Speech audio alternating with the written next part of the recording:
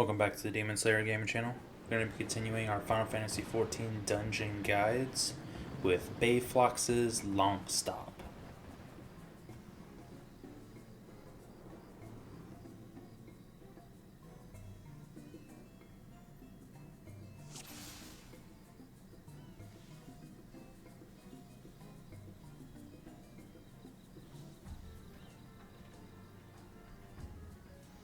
Starting off, this dungeon's trash pools are full of enemies that are only ranged and also ones that are only melee.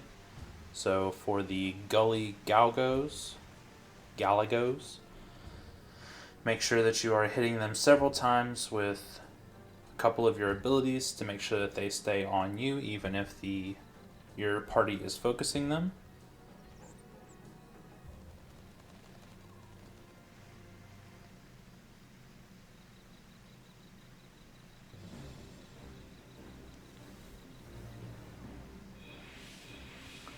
Once you clear out these first two groups, then you will proceed up the hill and talk to the Goblin Pathfinder to get the key to open up the area to the first boss.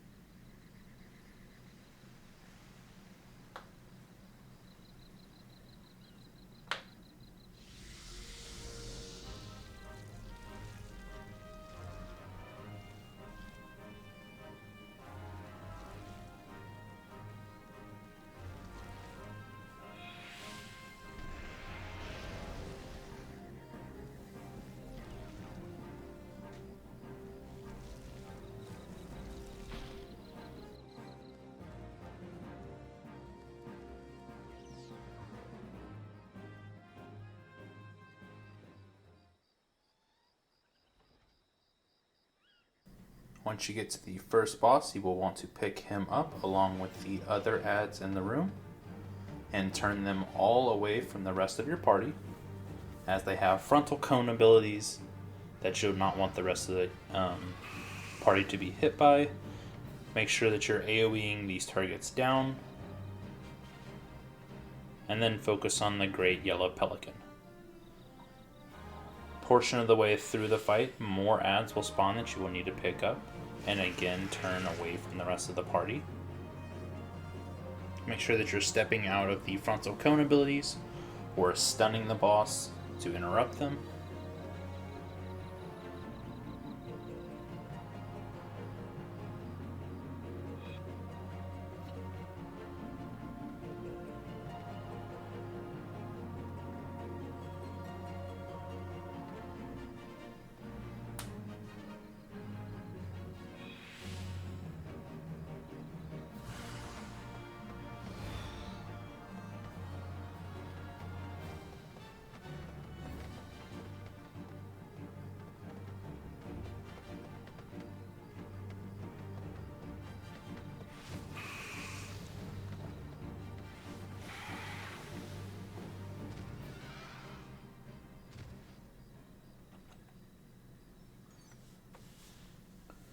Once you have defeated the first boss, you'll go through the gate and you'll start running into a different sort of trash pools here. The Mud Bias does a frontal cone AoE along with the Ash Drake, so you'll want to make sure that you're facing both of the Drake looking enemies away from the rest of the party.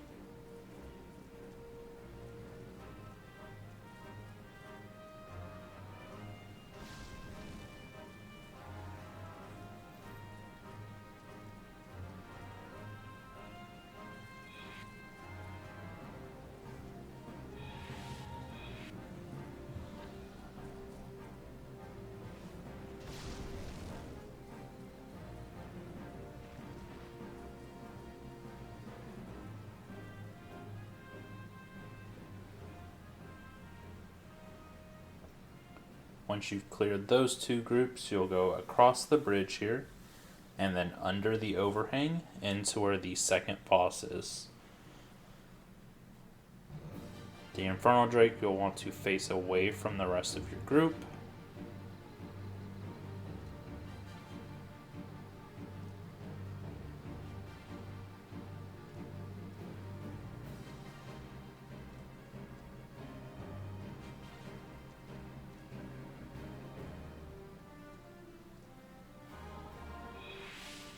portion of the way into the fight, a Tempest Bias will spawn that will start chasing the NPC that is with you. You'll want to pick up the Tempest Bias, and the rest of your team can focus it down. You'll want to keep your aggro on the Inferno Drake though. Make sure that that is your primary target.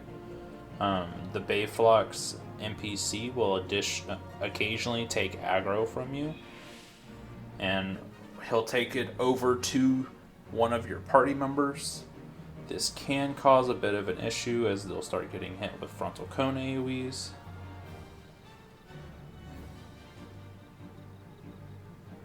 So just make sure that you're focusing on the Inferno, trying to keep his aggro as much as possible.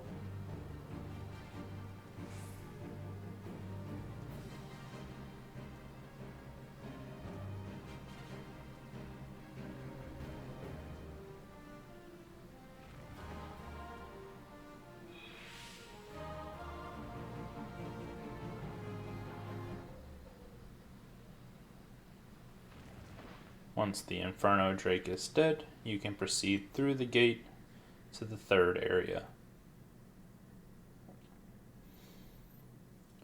This next area, you're going to hug the right wall and walk through the water towards the gate that leads to the next boss's room.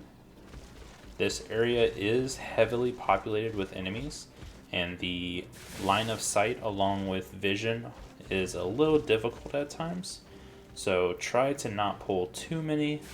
As you can see here, I almost get us all overwhelmed by pulling a little more than we could handle. Luckily, we were able to stay alive. The toad-looking, the Surf Fs do a AoE around them that increases how much magic damage you take. So you'll want to make sure that you're moving out of those.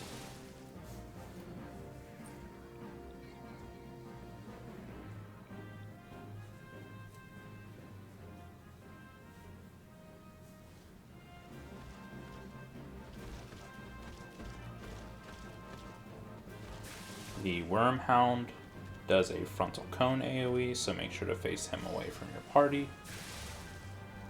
Yeah.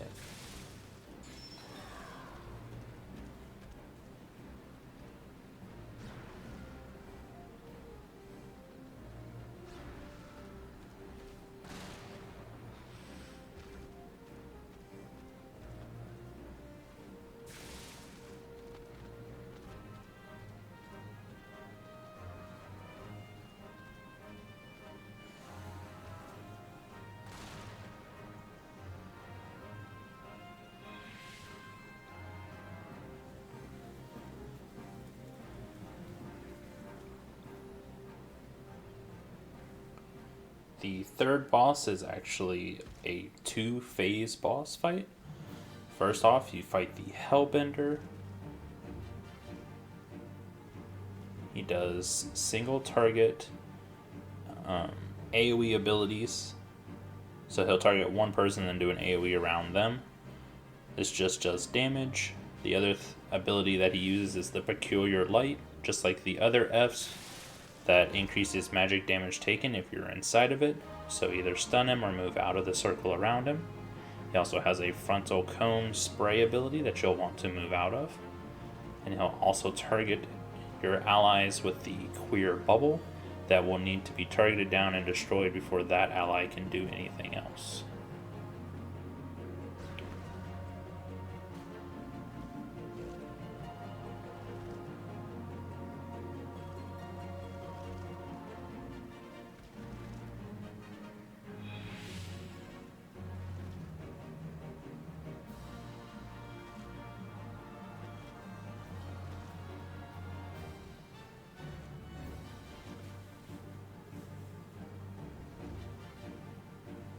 Once you get the Hellbender down to a small portion of his life, then a Tear will come down and essentially stomp on Hellbender or eat him, something like that, and finish off the rest of his HP for you.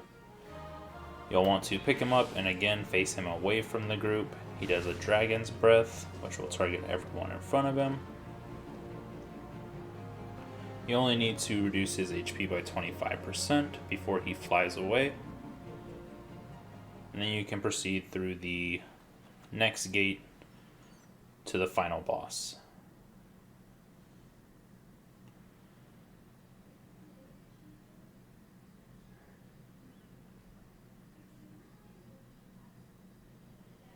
The next area will be full of Ash Drakes and Comet Chasers.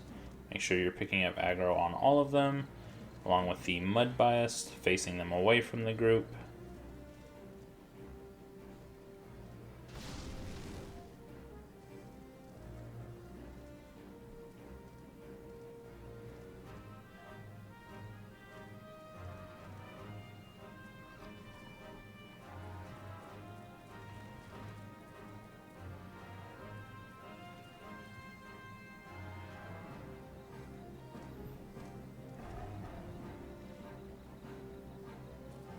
Once you go up the hill where the Ash Drake and the Mud Bias are together, you'll actually take a right and go through the gate here.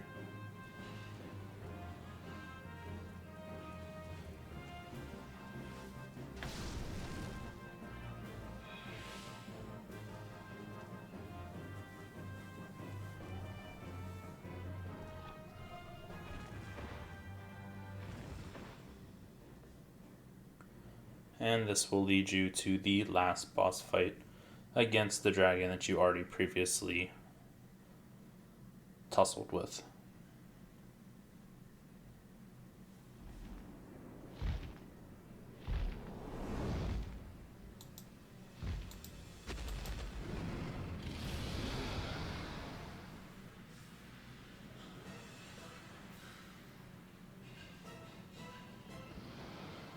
When you engage Ayatar, you'll want to run straight through him and face him away from your party. Drag him all the way to the opposite side so that you're against the outside of the arena. You'll need to dodge to the left or right for his Dragon Breath ability.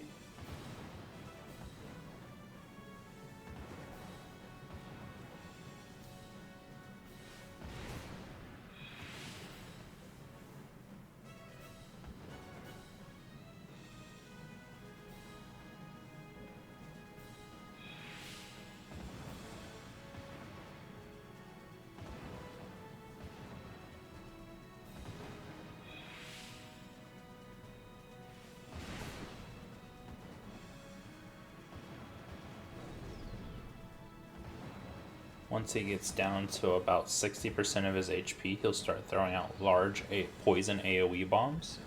As long as he is inside of them, he'll continuously regenerate HP, so you need to move him out of them. He can target the tank or any of your other party members with this ability, so make sure that the rest of your party is spread out, and that way that we're not overlapping poison and causing him to regenerate massive amounts of HP. He'll start jumping and dropping rocks on the group, which will do raid-wide damage. Anytime he's inside the poison, you'll want to pull him out of it again.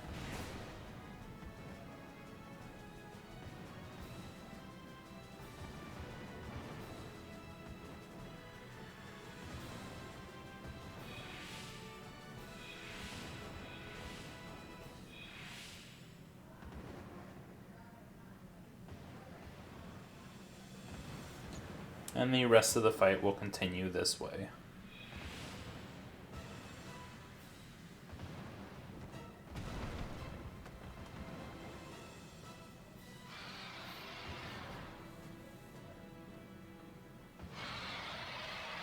And that will be it for Brayflox's Longstop. Thank you all for watching. I hope this helps a couple of you out. Make sure to like and subscribe so you know when I post the next video, and I'll catch you in the next dungeon.